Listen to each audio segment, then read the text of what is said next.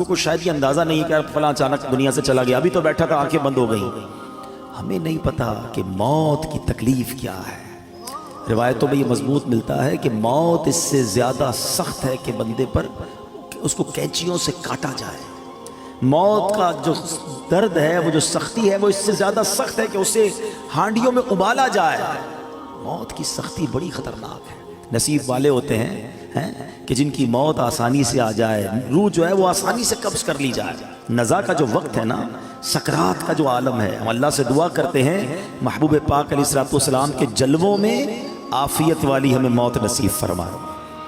ایسی تھوڑی شعراء نے اپنے کلام میں التجائیں کی ہیں۔ ہم سب چاہتے ہیں نا کہ حضرت عزرائیل ملک الموت آسانی سے روح قبض کریں۔ ویسے سچی بات پتہ ہے کیا ہے؟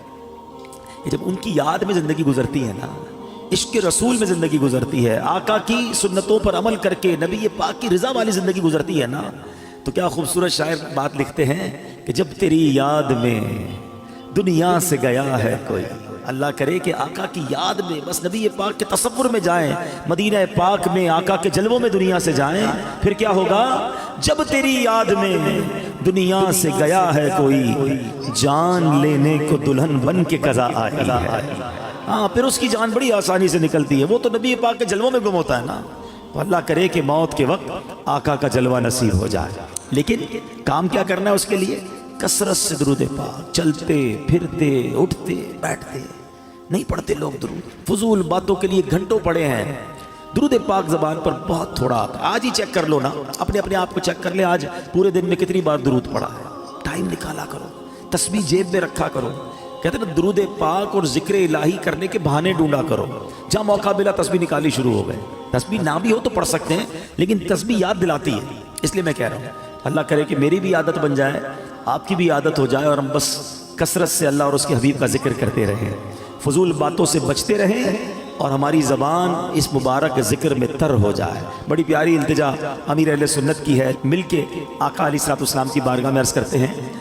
آج جس موضوع پر میں نے کچھ مدنی پھول پیش کرنے ہیں، یوں سمجھیے اس کا آغاز تو درود پاک کی اس فضیلت سے ہی ہو چکا کہ جو سکرات کا وقت ہے، جو موت کی سختیاں ہیں، کیا ہم اسے یاد رکھتے ہیں؟ یہ ایک ایسی حقیقت ہے کہ جسے ہم بھول جاتے ہیں۔ زندگی میں ایسے زندگی گزار رہے ہوتے ہیں کہ جیسے مرنا ہی نہیں ہے۔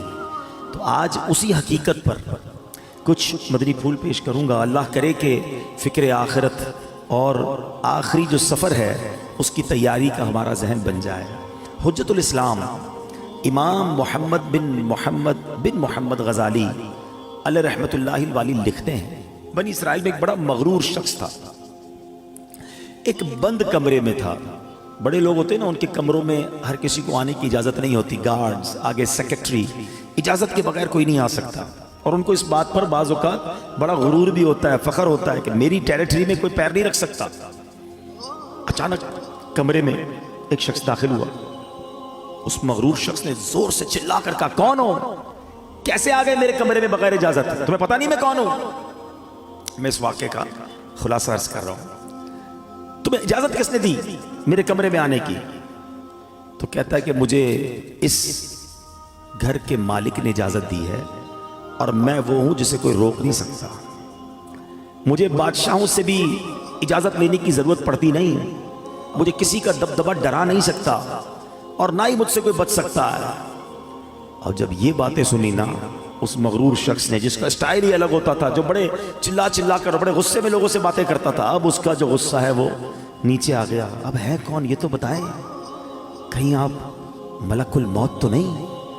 اللہ اکبر۔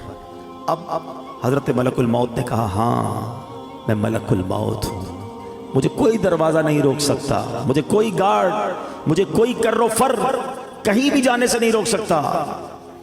اب وہ کہتا ہے کہ حضور تھوڑی سی مہلت مل سکتی ہے، اگر آپ میری روح قبض کرنے آئے ہیں تو کچھ دن کچھ گھنٹے تو دیجئے نا، مجھے تو پتہ ہی نہیں ہے، مجھے کچھ توبہ کرنی ہے، کچھ نیکیاں کرنی ہیں، کچھ نیک اعمال کرنے ہیں۔ اب ملک الموت نے فرمایا کہ تمہاری سانسیں پوری ہو چکی ہیں، اب تمہارا وقت اینڈ ہو چکا ہے۔ تو کہا اچھا پھر یہ تو بتائیں، اگر میری روح قبض کریں گے تو مجھے لے کر کہاں جائیں گے؟ تو ملک الموت نے فرمایا اس مقام